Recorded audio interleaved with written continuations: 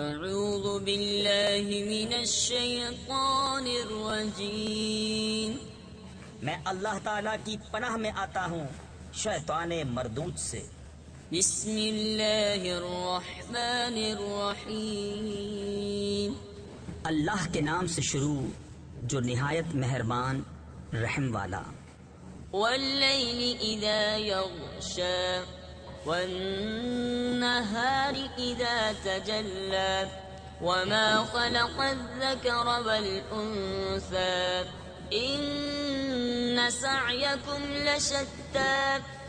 اور رات کی قسم جب چھائے اور دن کی جب چمکے، اور اس کی جس نے نر و مادہ بنائے، بے شک تمہاری کوشش مختلف ہے۔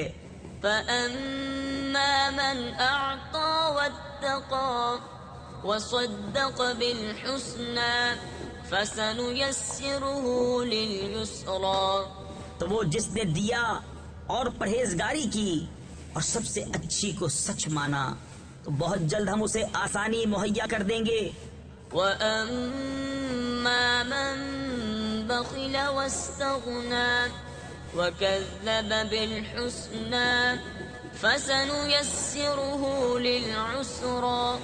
اور وہ جس نے بخل کیا اور بے پرواہ بنا اور سب سے اچھی کو جھٹلایا، تو بہت جلد ہم اسے دشواری مہیا کر دیں گے۔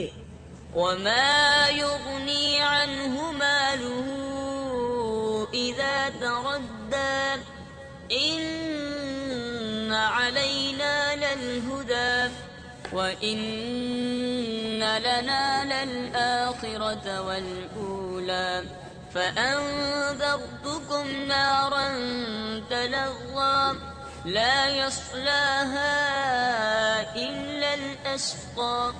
اور اس کا مال اسے کام نہ آئے گا جب ہلاکت میں پڑے گا۔ بے شک ہدایت فرمانا ہمارے ذمے ہے، اور بے شک آخرت اور دنیا دونوں کے ہم ہی مالک ہیں۔ تو میں تمہیں ڈراتا ہوں اس آگ سے جو بھڑک رہی ہے، نہ جائے گا اس میں مگر بڑا بدبخت۔ تفسیر خزائن العرفان میں ہے بڑے بدبخت سے مراد امیہ بن خلف ہے۔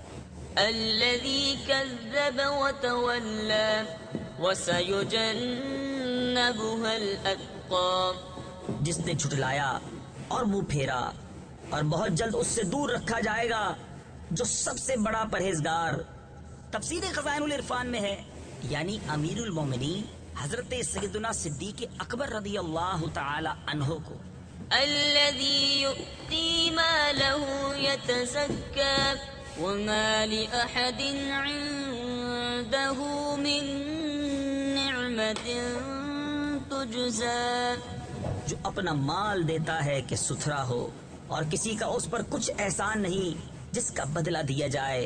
تفسیر خزائن العرفان میں ہے جب حضرت سیدنا صدیق اکبر رضی اللہ تعالی عنہ نے حضرت سیدنا بلال حبشی رضی اللہ تعالی عنہ کو بہت زیادہ قیمت پر خرید کر آزاد کیا، تو کفار کو حیرت ہوئی، اور انہوں نے کہا کہ حضرت صدیق اکبر رضی اللہ تعالی عنہ نے ایسا کیوں کیا؟